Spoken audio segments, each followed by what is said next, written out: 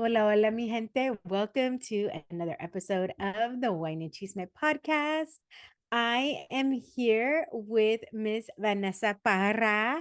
How are you, Hi, Vanessa? I'm really excited. Like I mentioned to you earlier, I'm a big fan of your podcast. And what better thing to do than to talk about the Latino community and talk about wine? And I'm just really excited to be here. I am excited to have you because we were talking about wine. Give me one more second. I forgot to turn on these lights and it always Okay. makes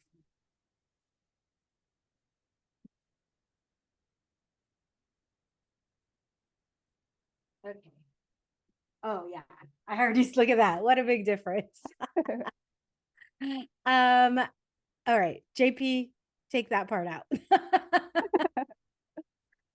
I am so excited because I love being able to talk about wine. I love being able to, um, I love being able to share that with people who also love wine that are in wine, right? Like I kind of stumbled upon this accidentally.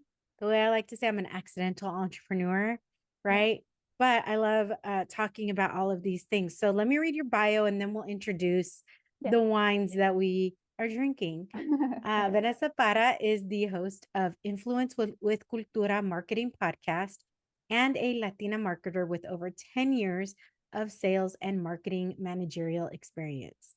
In a past life, she was a recruiter, so she knows exactly what hiring managers are looking at when hiring their next marketer.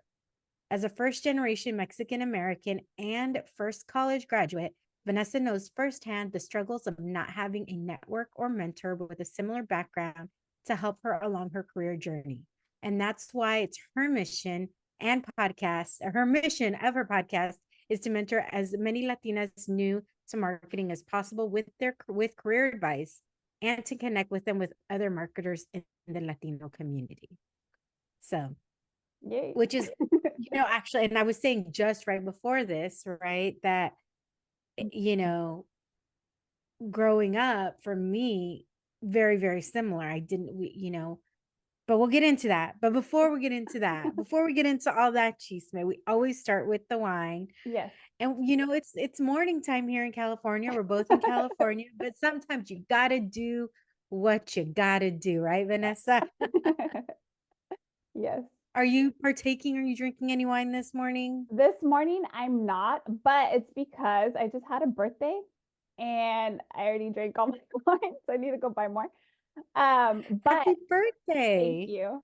But if I would be drinking wine, I live in Salinas, California, in Monterey County, and this area is known for their food, their wine, and one vineyard that I really love is called the Scheid. And there's a specific wine that I really love. It's a 2021 Pinot Noir, a rosé, and it's really good, especially like around the summertime on a hot day.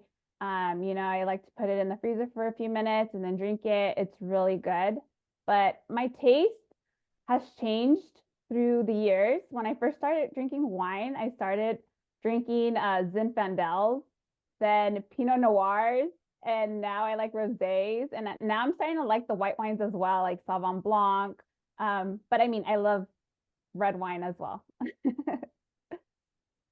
What about you? What are you drinking? I can't hear you. Sorry. Oops, I accidentally had myself on mute. Oh, So when you say Zinfandels, you mean like the white Zinfandel? Is that what you mean? no, the red one. Oh, okay. Oh, that's a pretty ambitious one to start with. I know. And it all started because of my sorority sister. When I was in college, she loved wine, and she's actually the one that introduced me to wine because prior to that, like I didn't really drink at all. And then she started introducing me to wine, and I don't know, through the years, my palate has changed. But yeah, you're right. Zinfandels are way stronger than like a rosé. Yeah, I mean it's a pretty high in alcohol Hmm. content wine. So to start with that is pretty, like I Yeah. said, it's pretty ambitious, but that's awesome. I love that. I'm actually having a Sancerre from I think I got this from Trader Joe's, and it's Le Trois Teguier, and it's La Valvise. Okay, like some of these things I don't pronounce correctly, and Oh, it's okay. me too. But it's funny is that my fiance is a bartender, as a bar manager, and he works in very high-end places. So some things he looks at me when I can't say it and he'll just say it and I'm like, whatever. Don't try and one up Yeah. me. So well, salud Salud me. right now with water, but yes. I just do it, I do it for the podcast. Of course, you have to. Mhm. No, I actually have this on one other one so far, and it's actually really nice, smooth. It's really kind of ice, like appley and lychee, kind of has those types of notes in it, Mhm. which I really appreciate and I really like, because I'm not like, when it comes to what are the wine that you're not like, you Really haven't interested. found your version of the one that you like. Um, but like I said, I like all wines, but the wines that I do not like are like dessert wines or anything that's sweet. Mhm. I don't like sweet stuff. Like I don't like chocolate, which is something I have in common with you. For my birthday, you know how hard it is for my family because they want to buy me a birthday cake and I'll blow my candle, but I won't eat it. Yes. And I'm not a big fan of like sweets. That's just not my I don't know. Same, It's same. I don't like it. I get it. Yes. No, Yeah. I get it. Same when it Mhm, comes to that. Like the sweeter wines, I tend to stay away from because it's just not up my alley. Doesn't mhm. mean it's not up somebody else's. I would Yeah. never knock it. I'm just saying for me, it's not up my alley. But I get the whole sweets thing and cake thing. And I'm not like a regular frosting. If I'm gonna have frosting, it needs to be like whipped cream frosting, right? Mhm. Because it's Yeah. not too much. Otherwise, I'm like, I feel like I'm gonna go into sugar shock. Even for our wedding, we decided we're not doing a wedding cake. Oh We're wow. doing we're having fresh made churros I love at the churros. wedding. They're so good. Right? Churros and ice cream. And Yeah. people might be like, but it's different, right? Like, don't you think Yeah. like you're just like, I love churros. Uh-huh. It's different Yeah. Every than time I see churros, I think of my childhood. yeah, I think Mhm. it's so funny. And we will get into all the things Yeah. I got, hint, I promise. But the first time my fiance really had a real churro, like I'm not talking about at the fair at Disneyland, which I appreciate those too, right? If you're Mhm. really in the mood for one. But he had never, when we went to Oaxaca, and we went to Oaxaca, we're walking around and it's about breakfast time. And I was like, oh my gosh, I like, we see the churros being made. I'm like, oh, I want some churros. And he was like, what? Ew, those are so gross, blah, blah, blah. And then he had it the way it's supposed to be. Yeah. He had one and he was like, this is what a churro's supposed to taste like. Like his eyes got all big. And I was like, yes. And now he was all about it. Actually, he was the one who's like, why don't we do churros? And I was like, done. Yeah. Right. Yeah. So it's just really, really funny. So if you're somebody out there who doesn't like sweets, look, you're not alone. Yes. Not alone. It's okay to not have sweets. But let's start. Yes. Let's go. Um, I always talk about so much of what we do stems from how we were raised, right? Either you embrace that, right? Or Mhm. you're like, no, that's not how I'm going to be. But how we're raised just has so much influence on who we are as people, whether you lean into it or turn away. Mhm. So growing up, did you grow up in the same area that you're in now? And what was your childhood like? Was it a very creative childhood? Yeah. So I currently live in Salinas, California, but I work out of Monterey, but it's still considered Monterey County. But I grew up in the Central Valley. I don't know how familiar everyone is, but I lived in Visalia, Where California. so many of the nation's produce comes from. Yes. So I lived in Visalia, California. Like I mentioned before, I'm a first generation Mexican American. My dad's from Yucatan. My mom's from Zacatecas. They had blue collared jobs. I have a brother who's like 3.5 years younger than me. And growing up, we just lived paycheck to paycheck. I'm not gonna say that we were like super poor. No, we had the basic necessities, you know, a roof over our heads, food, clothing. However, we couldn't do any like extra stuff like go on vacations or go out to eat to restaurants or anything. And growing up, my mom, especially my mom, she really instilled both in my brother and I to go to college because she wanted us to have a better life and not to struggle and just be the best that we can. That's something that I am really grateful about them, is that they always encouraged us to do whatever we wanted to do as long as we went to school. Which I know I have friends where I've heard from them like their parents didn't agree with their majors or whatever that they studied, but my parents were really supportive. Only I guess one time growing up, I really wanted to be an actress, and they're like, "No, you're not going to be an actress. You're going to go to school." So, because I was in school Yeah, plays and that's stuff not like that. happening. Yeah, no, that's not gonna happen. But I was really into school plays. I was very into academics because unfortunately I never saw myself as like an athlete or anything like that. So I was really involved in like clubs, academics. I was in Avid. I don't know if you've heard of Avid. Oh, I was an It, avid too. oh, really? Yes. Yeah. So I knew I wanted to get to college. I just didn't know how. And so being a first generation Mexican American, had no relatives that went to college. I pretty much had to figure out things by myself, and I didn't have like guidance or community. So I started researching, and I heard about Avid, which is a great program. I don't know if that program still It, exists. I hope it yes, does. it does Okay. still exist. So for those who don't know what AVID is, AVID starts for Advancement via Individual Determination. And they really help first generation college, or like first generation college students. That doesn't mean you're first generation in the country, but tends to really cater to low income and people that come from communities of color to get them into college prep courses in high school. You have, so it counts as one of your um what are they called, like your optional, like one of your Oh, option. yeah, it like transfers over to Yeah, it counts as college one of your, credits or something like that. yeah, it counts as one of your optional courses. So instead of having like multiple optional things in high school, you that counts as one, but you also have tutoring in there.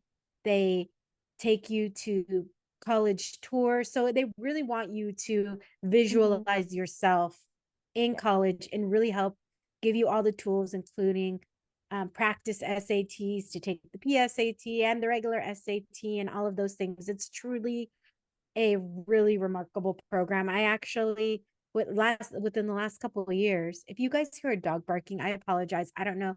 My dogs are in the room with their dad, with my fiance, sleeping. There's another dog out here barking away. Um, but they really want you to envision yourselves in college and know, like, they really want to instill the confidence that you belong there. So a Yeah. couple of years ago, I'd actually sat on a plane. I happened to sit by some avid like directors. And I Oh. was like, oh my gosh, I'm an avid kid, and they were so excited.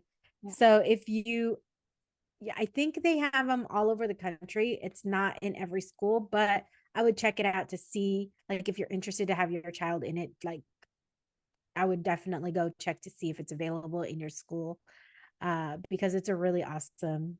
Look at two awesome women right here. Yes. We're part of Avid. Yeah. Yeah.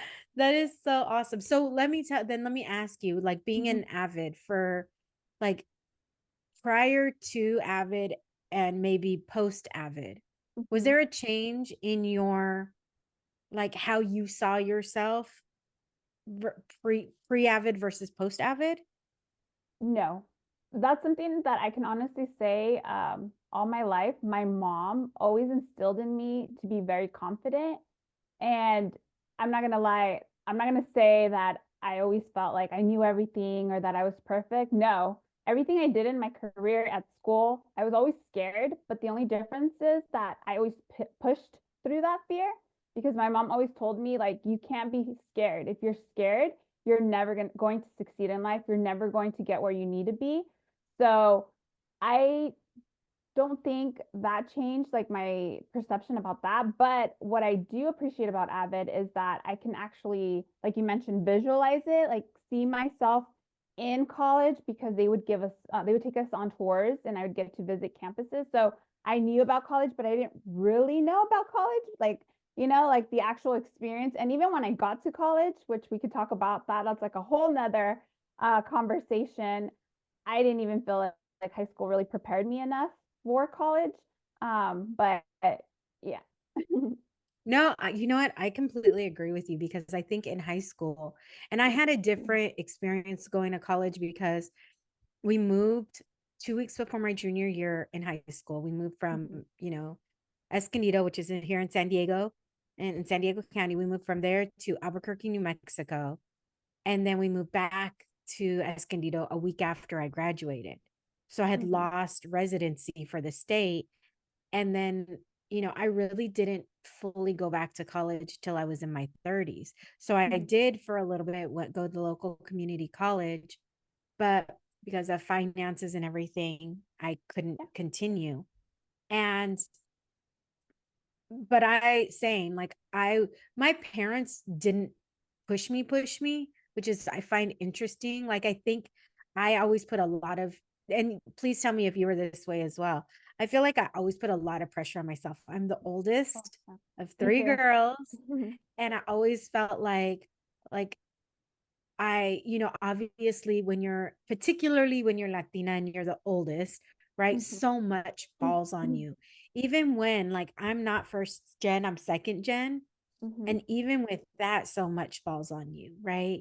Which is so interesting because my mom was the youngest of 10. My dad's Yeah. like the middle of 12, but yet it still ends up being like I didn't have to be their translator when it came to those types of things, which, I know Mhm. so many first gen kids had to be, including several of my friends, but Yeah. I'd still had the responsibilities of coming home and, if my mom needed something done, I was also the boy, right? Because I'm 5 and 7 years older than my sister. So if my Mhm. dad needed help, I was the oldest. We had no boys. So I had to be that as well until my sister got older and my dad Yeah. started giving her haircuts and stuff. Yeah. But, can you share with me like what that was like for you, because it sounds like you revere your mom in a way, like because she gave you a lot of sage advice. You can pick up on that very quickly. Yeah. So can you tell, like you said you're the old, now I was like you're the oldest as well, but Yeah. so how was that like So growing up, yeah. everything? So my mom, again, I bring up my mom. I'm really proud of her. She's like those alpha females where she always raised me to be very independent because she told me not only obviously to go to school and pursue my degree and grow in my career, but her biggest fear was that she didn't want me like relying on a man to take care of me. So both my mom and my dad really pushed me to be independent. And I'm not saying they didn't push my brother, but I just felt like they pushed me more than him because the Mhm. typical Latina mom loves to baby their son. I hate to say this, but they do. But with me, it's like no, they would push me because they wanted me to be stronger. And I know at times it was tough because you're the girl and you're like, hey, but I want to be treated gentle and nice. But it's like, no, you need to be strong. You need to be confident. You need to be a go getter because we don't want anyone to like walk all over you. So I was in the same boat where even now I feel like I'm kind of like a workaholic and I'm a very like high achiever. And I think it's good and bad. Good in the sense where like I feel like I've done a lot of great things in my career and personal life, but bad where I feel like I put too much pressure on myself that sometimes like I get burnt out, which burnout is a big thing. And I'm trying my hardest to like, I'm really into manifestation, subliminal, stuff like that. I'm trying my hardest to like step back and realize like it's okay, eventually you'll get to the place that you want to be, but you don't have to always be like in a race getting there. And it's hard. It's really hard. Yeah. Girl, same. My mom like would be like, I don't want you to ever depend on a man. I don't want you. So you're so right. So one thing that you said before we started recording is you've listened to several of the podcasts. You're like, I feel like we have a lot of common, and I'm like, yeah. we do. Because now that we're sitting down and talking, Yeah. like so much. Because I totally understand that and get that. It's like this different pressure. Yeah. And, I did play sports. I call myself a girly tomboy. I feel like I still am. Like, I Mhm. don't mind getting dirty. I don't mind, but I was a cheerleader and I would play softball. I was catcher in softball. So those seem very opposing, kind of things, but they both they both helped me, right? Because I think when you are the oldest, sometimes and you so much is expected of you, it is sometimes I feel like hard to embrace that feminine side of you because like I said, there were no boys in my family and my siblings. So I did have to help with that. And yeah, there are times when you're like, and there are times when you're like, look, I don't want to lead. Like, I've done this my whole life. I've led my whole life. I've been, in my family. And then, when you go into certain spaces, you feel like no matter what you do, like what you say is not going to be taken necessarily the way you intended. I want to talk about where you like kind of transition. You were saying that no matter what, high school doesn't prepare you for college, which I completely agree. I feel like you're really babied in high school. Once you get into college, they're like, look, it's on your own. You decide if you're going to come to class. You decide if you're going to take the test. Yeah. Like we kind of you're kind of thrown into adulthood. I feel like through in college. Yeah. Where like did you first of all, it's kind of a two-parter. Did you feel like you had people to look up to in high school? Like, and then were you able to find any community within that you felt like you could be yourself, that you didn't feel like you had to pretend to be anybody else once you got into college? Yeah. So when I was in high school, no, I honestly did not have any like role models. I mean, I saw like teachers and people in the community, but again, they weren't Latino, so I didn't feel like we had similar backgrounds that I can relate to. But then once I got to college, so something interesting, and I know not all colleges are the same. I went to Cal Poly San Luis Obispo, and I don't know about now, but I'm pretty sure it's still the same way. The way the demographics were back then, 90% of the students were Caucasian. And so there was like a really small community of Latinos, maybe like, I don't know, 8%. And so when I first went to that school, like I remember my first day, my mom went and dropped me off. And again, it was a brand new experience for both my mom and I, because no one in our family went to college. And I remember looking around and I asked my mom, Mom, is it just me or am I like the only Latina here? And she's like, Yeah, you are. You're right. It's just you. And I was like, okay.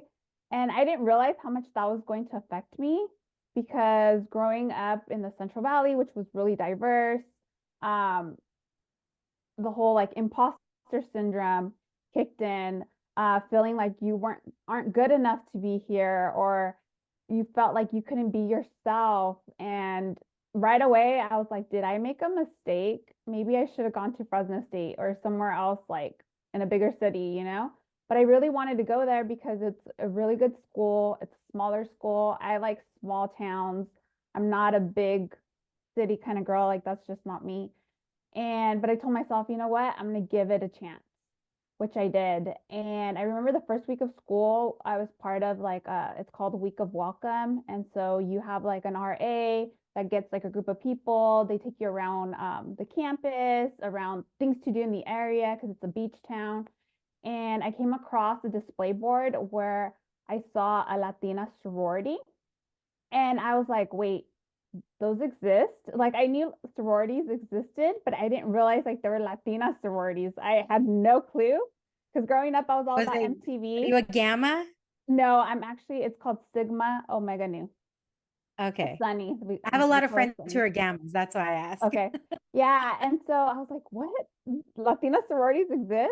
And so I joined that sorority, and that's where I found my community. And even not being, you don't have to be part of the sorority because it was such a small like Latino community. We all knew each other, all the organizations, fraternities, clubs. students. So we all hung out. We all had our little like community. We all helped each other out with like groceries and giving each other rides. And even in college, we had a library that had 5 floors, and all like the Latinos would study on the 5th floor. So it was like our little community.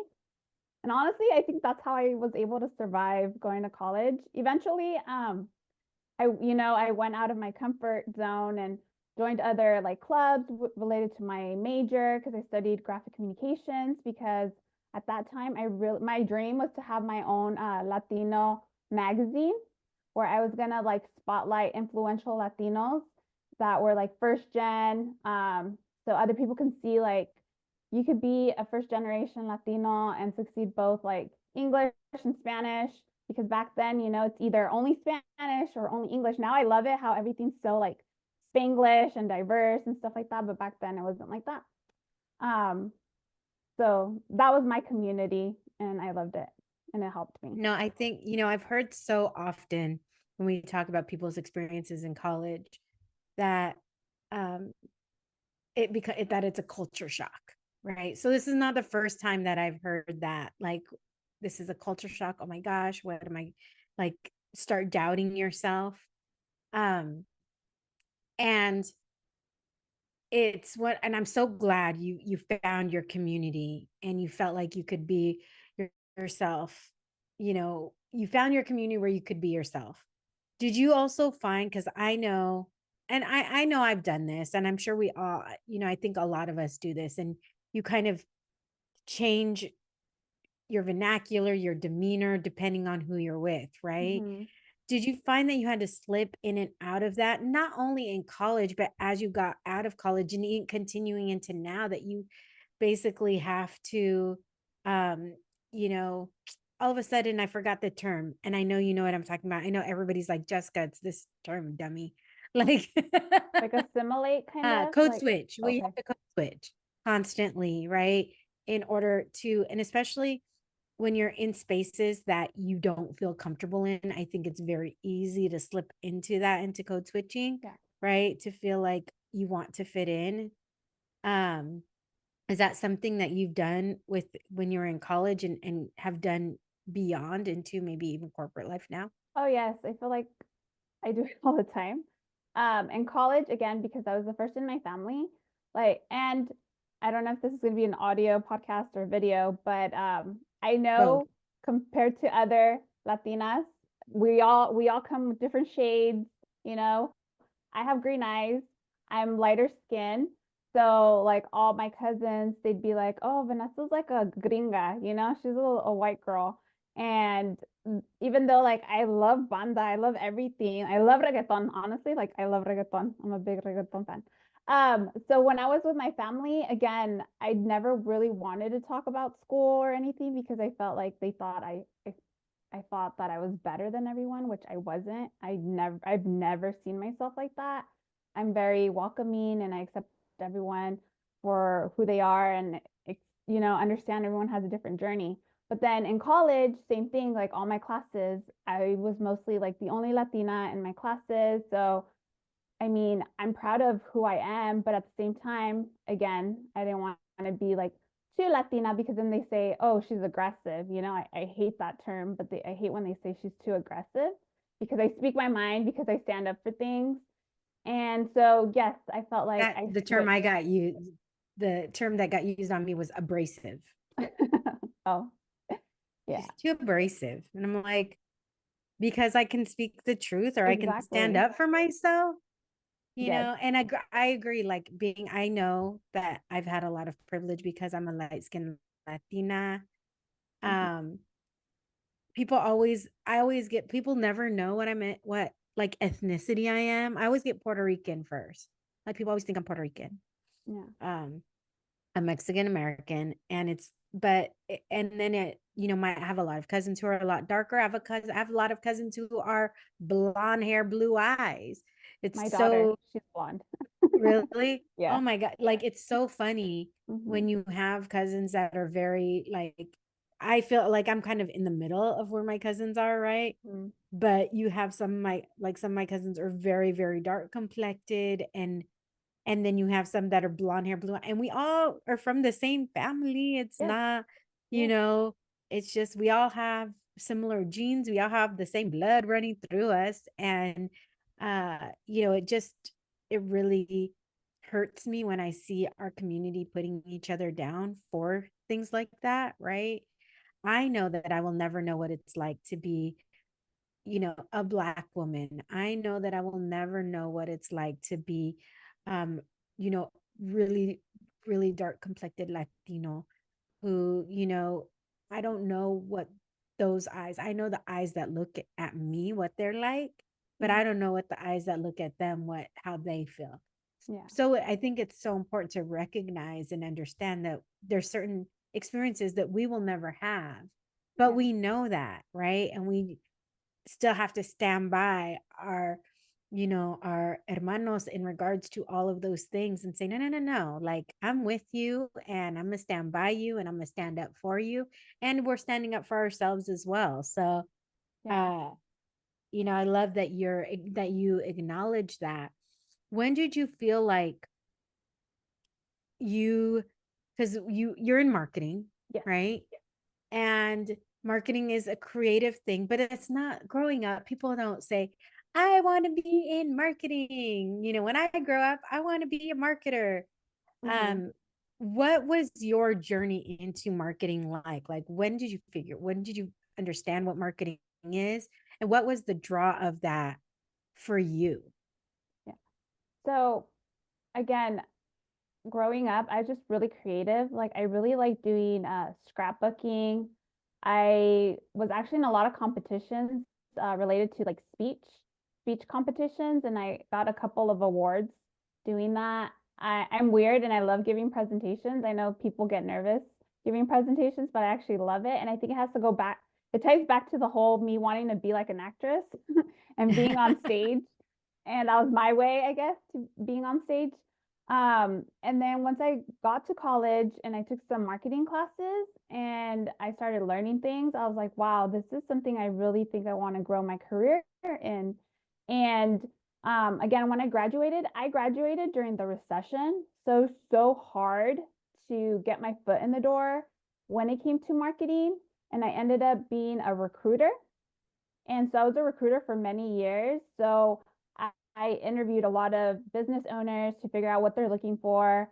But the whole time I was doing that, I'm not going to lie, I was learning as much as I could related to marketing. But back then, we didn't really have YouTube and social media wasn't the way it is now. Like if social media would have existed in college, oh my gosh, I would have pursued that a long time ago because I was like a MySpace queen. I loved MySpace when I was in college. I loved MySpace too. Yeah, Can we go back? I feel like exactly. MySpace was so much simpler.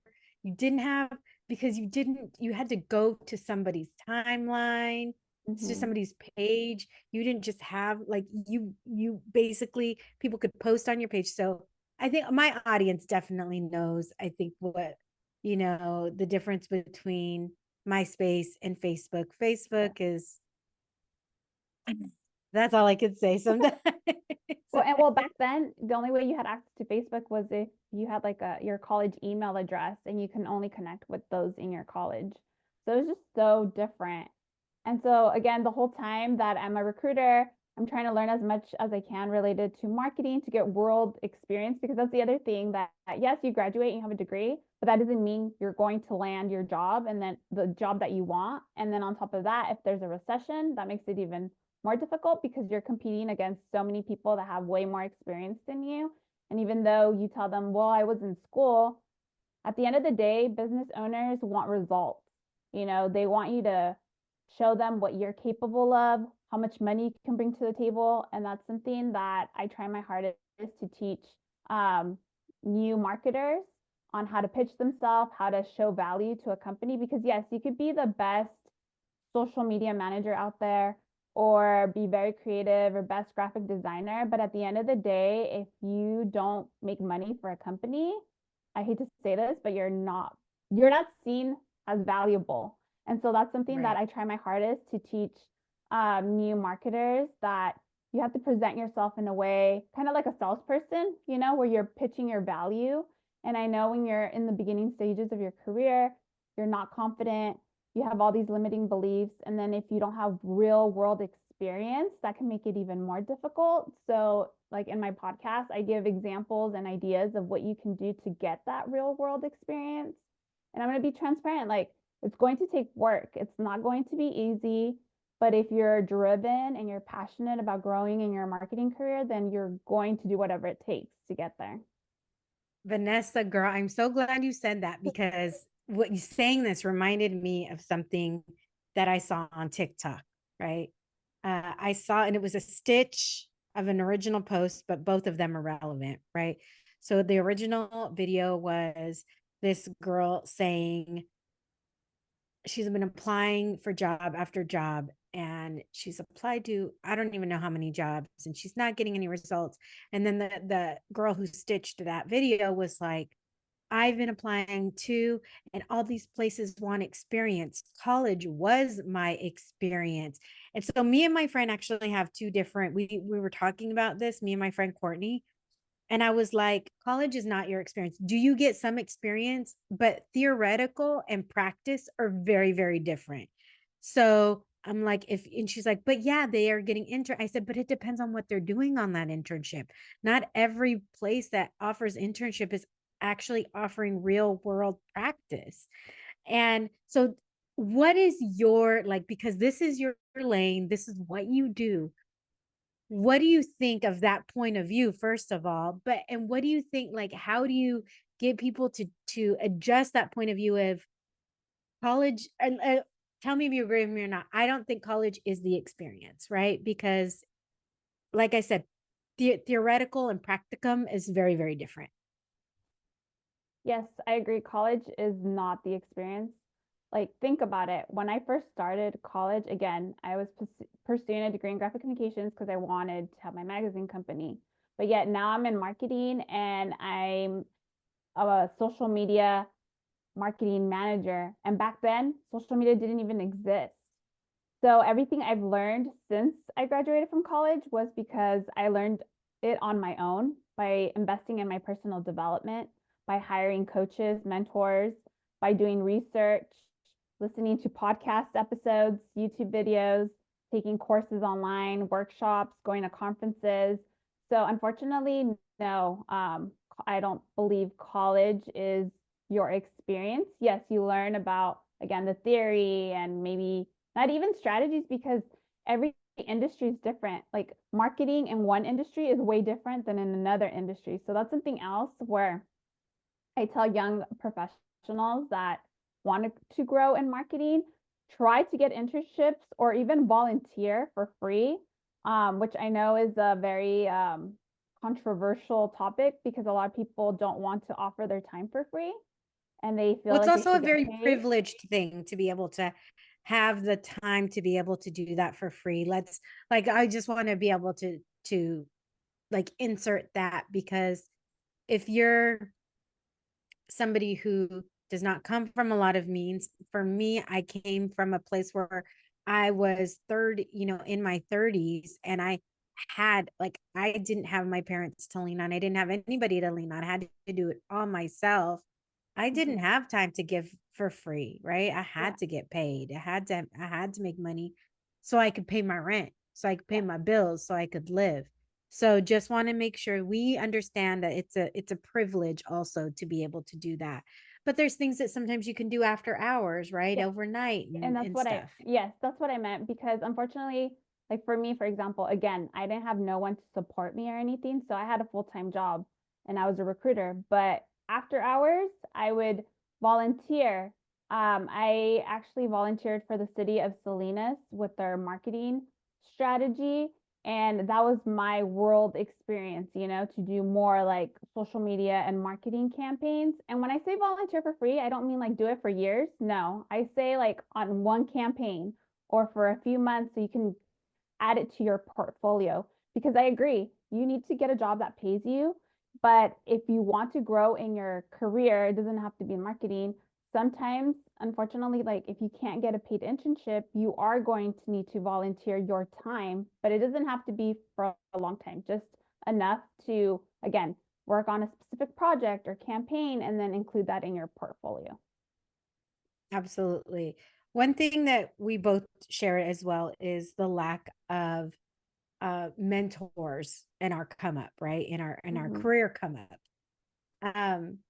When was the first time, or did you know you could seek out mentors? Like, I will say for me, the people who took me under their wing and who became my biggest, not just mentors, but advocates, have been Black women.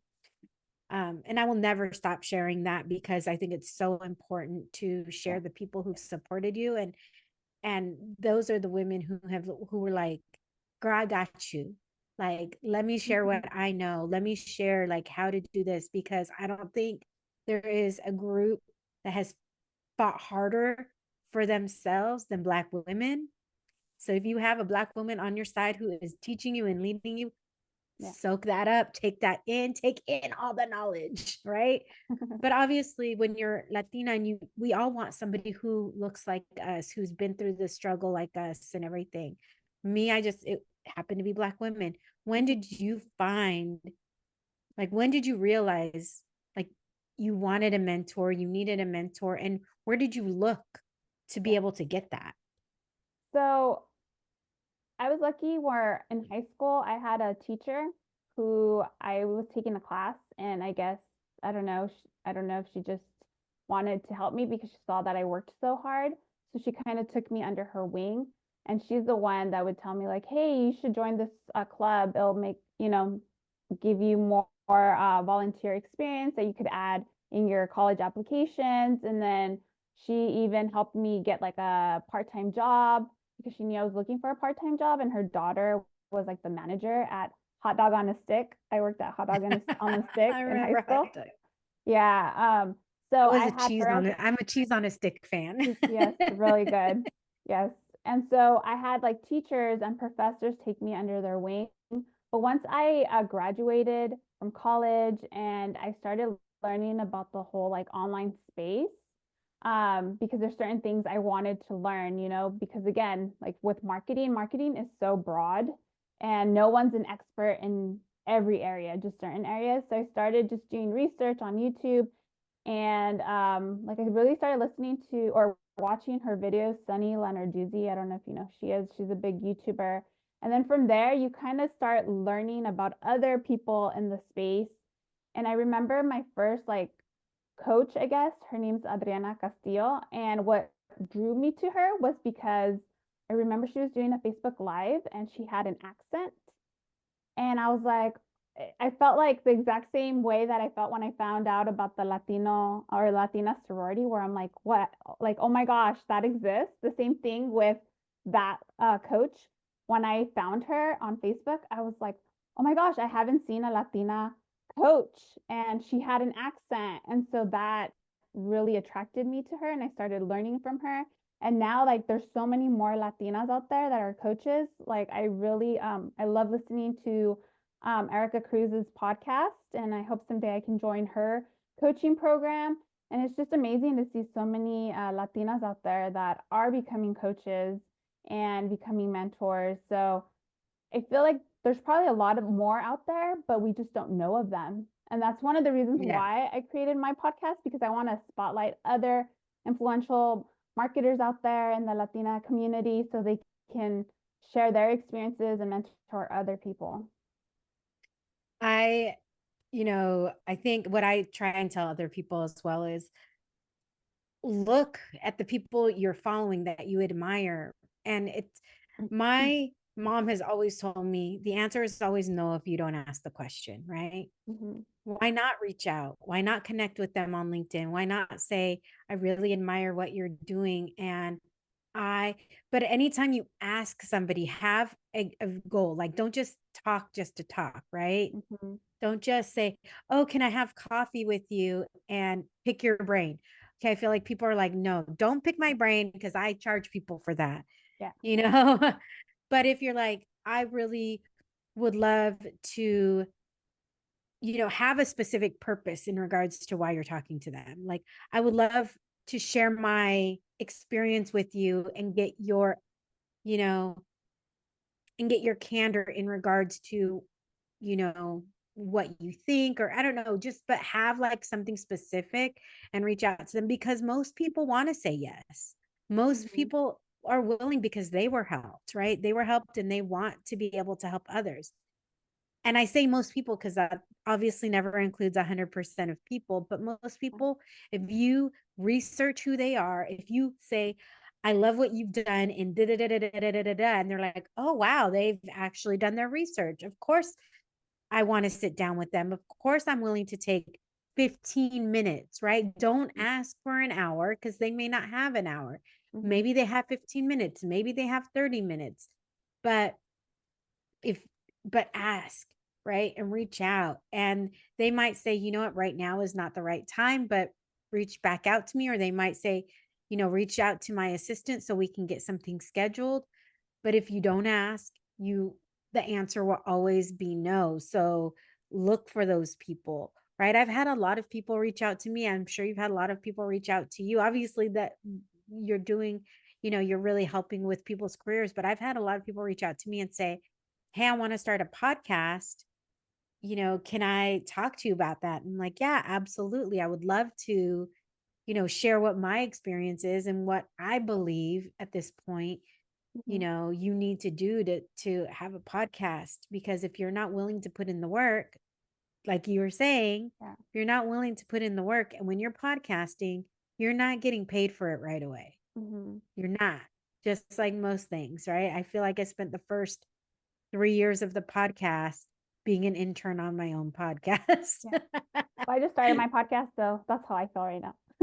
Yeah. Yeah. See, you're like, I'm not, because you're everything, Yeah. but Yeah. you're Vanessa, you're going to learn so much. I'm sure you already have. You're going to learn Mhm. so much as you go through this journey.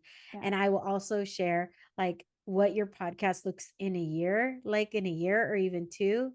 It might be totally different. Yeah. You might cringe when you listen to those first couple episodes again, Mhm. but it's okay. That just shows your growth. Yeah. That just shows like your vision can change, your vision can expand, your vision, of all of these things.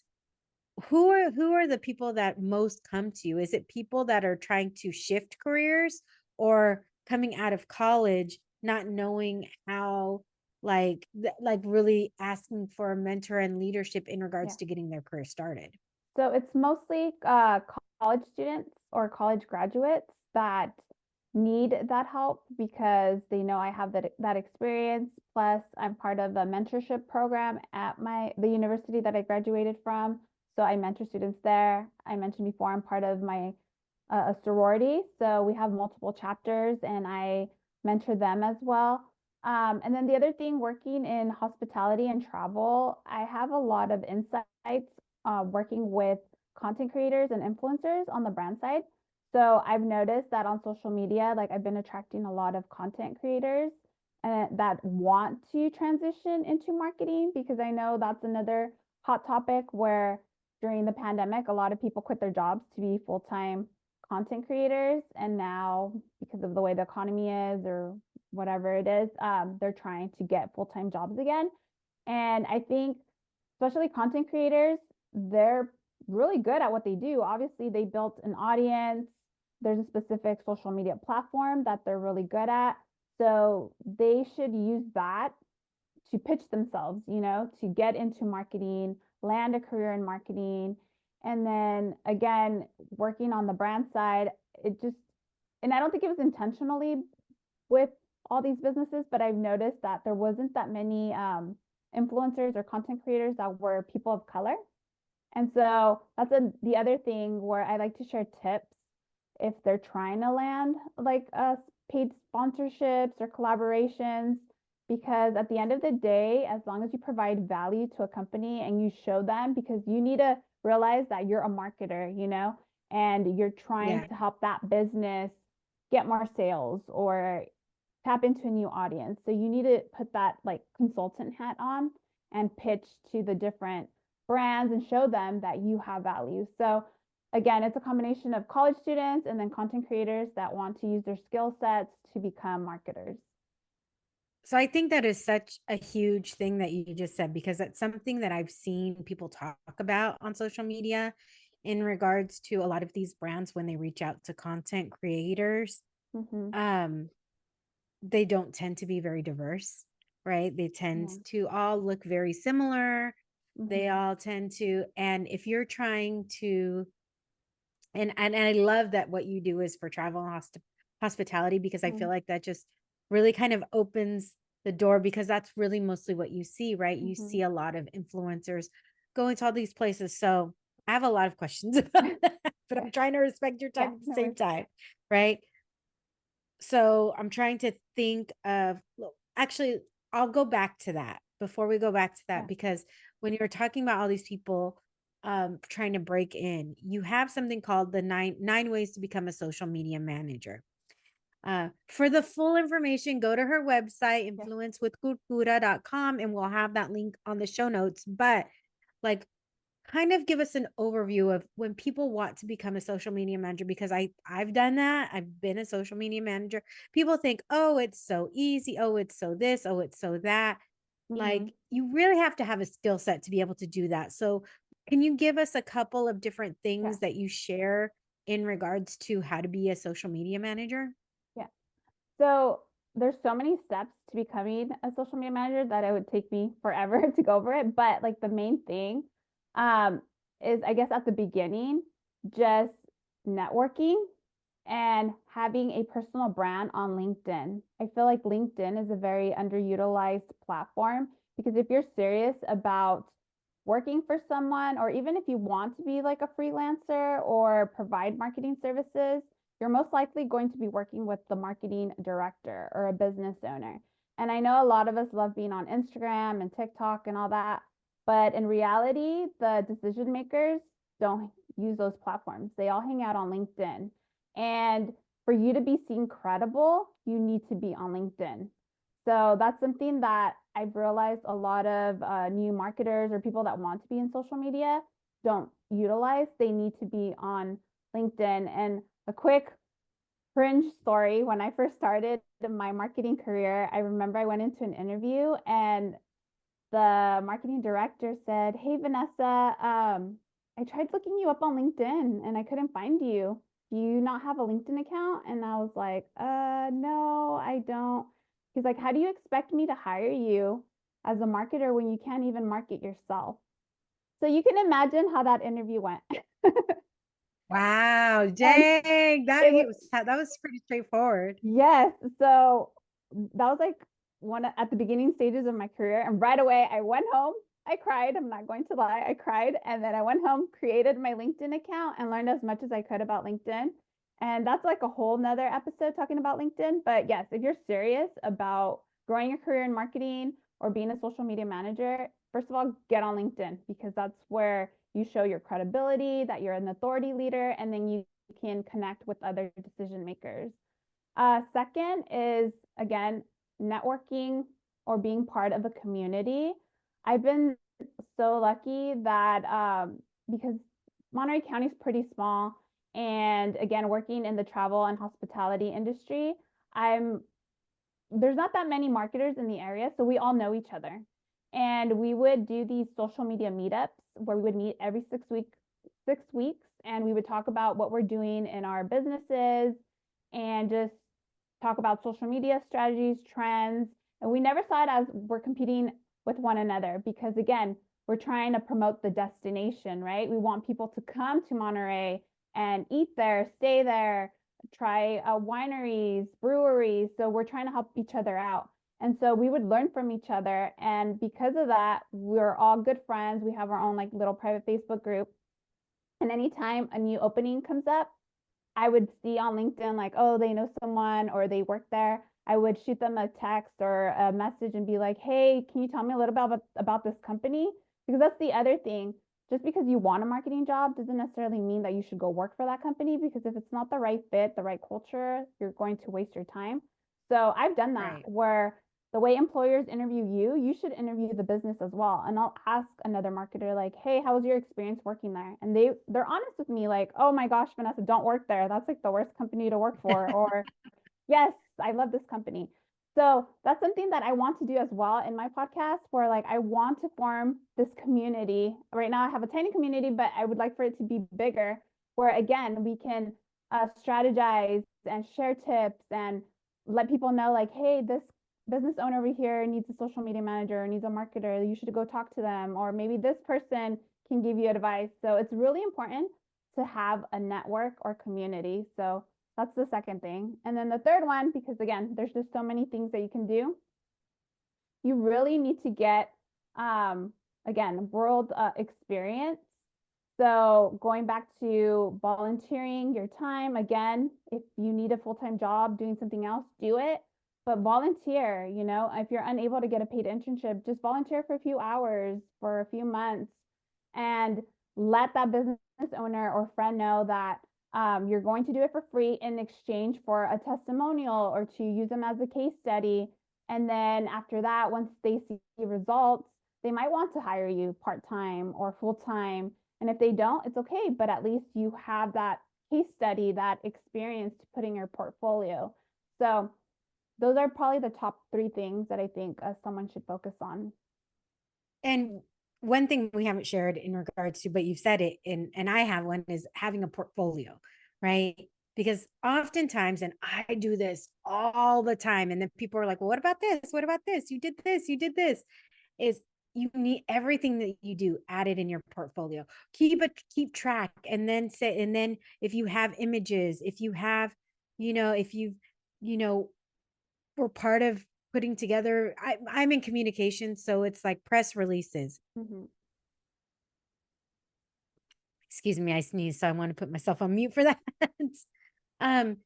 Put together, a portfolio that has your work, because even if you're in college, and going back to that example I was using, if you have an internship and you were part of working on something, put that in your portfolio, because the more you put in your portfolio, the more experience it shows you have. But if you don't, right? And there's online portfolios, and there's things that you can do for free, even, right? Even Like Canva has some yeah, beautiful Canva, portfolios. use those, and then show the work that you've done. I want to kind of go back, because you work in hospitality and travel. What are the things that make people stand out, that have made you want to work with them as influencers? And what are the cringe things that people have done where you're like, are you freaking kidding me? Why would I ever want to work with you? Yes. Well, I think the biggest thing, which can go both ways to that answer, is really knowing if your audience fits the audience of the brand you're pitching to. Because, say, for example, if I work for a brand and our targeted audience are like middle-aged, you know, white people, Caucasians, and your audience is mostly like Gen Z Latinos, it wouldn't make sense for my company to work with you. You know what I mean? Because Yeah. at the end of the day, our company is targeting a different audience. So I'm going to have to say no. So that's the first thing, that you really need to, whatever brands you pitch to, you need to make sure that your audience fits the audience that business that you're targeting. And then again, I guess the cringe part would be, do your research, because again, if you didn't do your research and you pitch yourself, and again, your audience has nothing to do with what they're looking for, then honestly, as a marketer, I would get frustrated and be like, you didn't even take the time to research our company to see if you're a good fit. So that's another thing. Another thing that was really cringeworthy is that people expect free stuff in exchange for content, but that's not the way it works. The way that it works, again, is that you want to pitch to the marketing director, whoever's in charge of working with influencers, and provide them value. Go to their website, do research. What's their main goal? What is their business about? And then have a meeting with them, meet with them in person. I hate to say this, but it's kind of like a sales call where, again, you're pitching yourself, providing value, how your audience will be able to help them either with brand awareness or tap into an audience that maybe they want to grow into, and then go from there and ask them what's their budget. And don't just start asking for free stuff in exchange for content, because sometimes, yes, they might give you free stuff, but then it goes both ways. There's been times where we've given free stuff and then we're really disappointed because this influencer might have had like, thousands of followers, but then they weren't able to convert their followers into sales for us. So for us, it was like a waste of money. And so that's the other thing, that just because you have a large following doesn't necessarily mean that your following will convert. And so I always like to look at their portfolio and see what kind of audiences they have, if they have any like conversion rates. It's just a lot more research than just going up to someone and saying, hey, give me a free stay at your hotel and I'll create a video for you. Like, no, there has to be a purpose to that. Are you finding, because I'm seeing a lot of kind of shift in regards to companies going towards smaller creators, because smaller creators tend to have more community built in, right? Yeah. Is that something that you're seeing that's happening in hospitality and travel as well? So I've worked with like larger corporations, so they're always probably going to work with like the bigger influencers. But I personally, I love networking with like the smaller local mom and pop shops or like restaurants and stuff. And that's something that I advise all of them, is that if you can find like a local influencer, I would partner with them. Even if you don't have a budget, with them, see, that would make sense to be like, hey, I'll provide you a free service, or I'll give you, I don't know, free food for whatever event, or what, you know what I mean? Like, find a way where you partner with that smaller influencer, because at the end of the day, that influencer is going to have local followers, have a way bigger or larger engagement rate, which means that most likely whatever they post, their follower will actually go and purchase, and you'll get more of a return on investment working with a local influencer or a smaller influencer that has a larger engagement, because their followers will actually purchase your services or products, as opposed to partnering with this large influencer who's from another state and their followers are from another state, and they'll probably never go visit you. Yes, you might get the views and go viral or whatever, but in reality, they're never going to go to your business. They're never going to purchase from you. So I do suggest that like the smaller businesses work with local influencers or micro influencers. And again, just make sure that their audience fits the audience that you want to work with.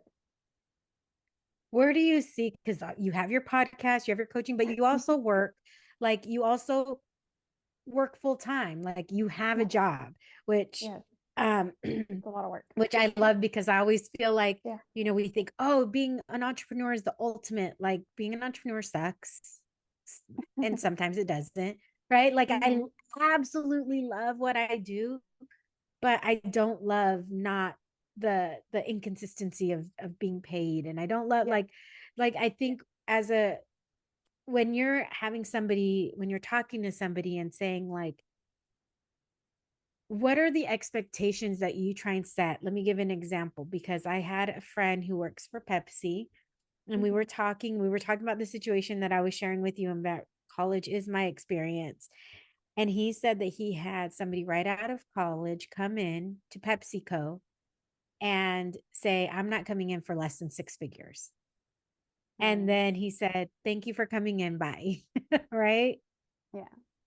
When you're talking, when you're mentoring these people coming right out of college, what are the types of expectations that you share? Because I feel like the expectation and the reality are no longer managed correctly. I don't know. And I can only talk to my nephews, and I don't have kids. So, but it just feels like something has disconnected in regards to, and please tell me if I'm wrong, like in regards to the expectation of going into corporate with this new generation, with Gen Z, and who knows what's going to happen with Gen Alpha, right? Yeah. So what are those expectations, or what are you seeing? Because these are the people that you work so much with, and what are the expectations that you're trying to set or trying to help them with? Yeah. So it all comes down to your experience, unfortunately. So the first thing I would do if there's a specific job or a company that you want to work for, I would do some research and figure out what the average salary is for that specific position. And you'll see, and you can do that by going on like glassdoor.com. There used to be an area, but they might have removed it. I think it's like called LinkedIn salaries, but they might have removed that.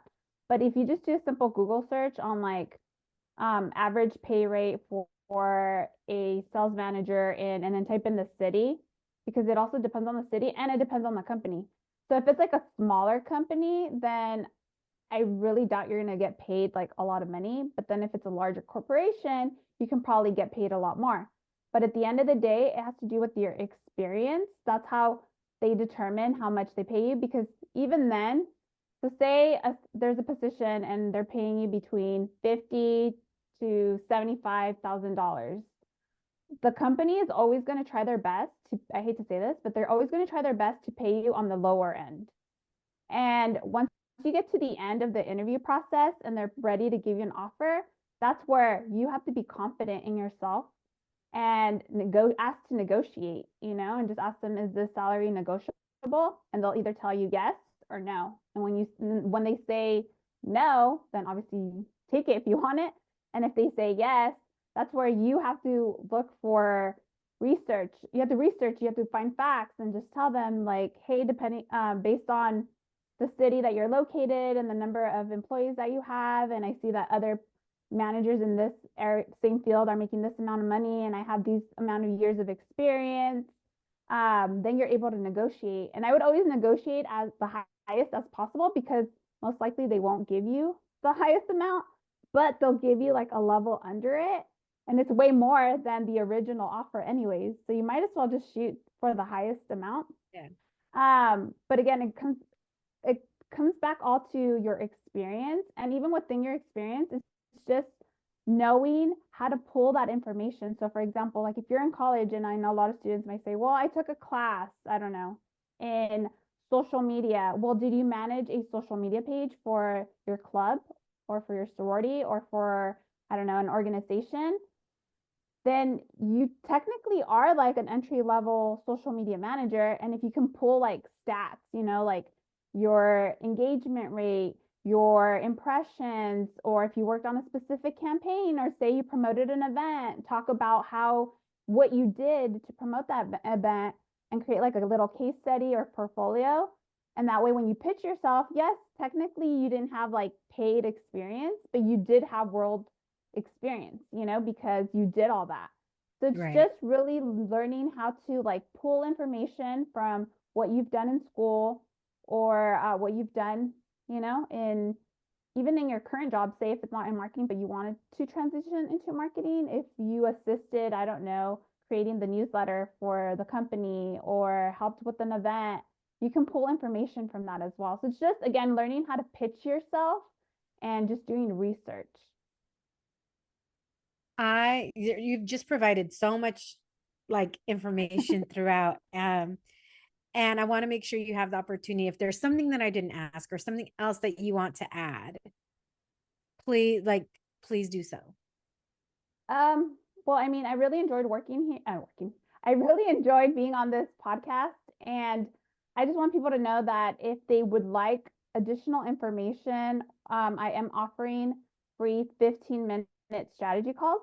So I can provide you with the link if you don't mind adding it to the show notes. Yeah, absolutely. That way I can at least guide them in the right way, and answer any questions they may have related to landing that marketing career, or even business owners, because I know we talked briefly about working with like local content creators and stuff like that. I'm really passionate about that kind of stuff as well. So if there is a business owner that needs some like marketing advice, feel free to reach out to me as well. But other than that, feel free to follow me on social media and I'll provide you with the handles. It's pretty much at Influence with Cultura Podcast, and you can find me on Instagram, TikTok, or you can connect with me on LinkedIn. It's just Vanessa Parra. So again, if you haven't created your LinkedIn account, make one because that's the best way to land Because that if you marketing can't job. market yourself, how are you supposed to market anybody else?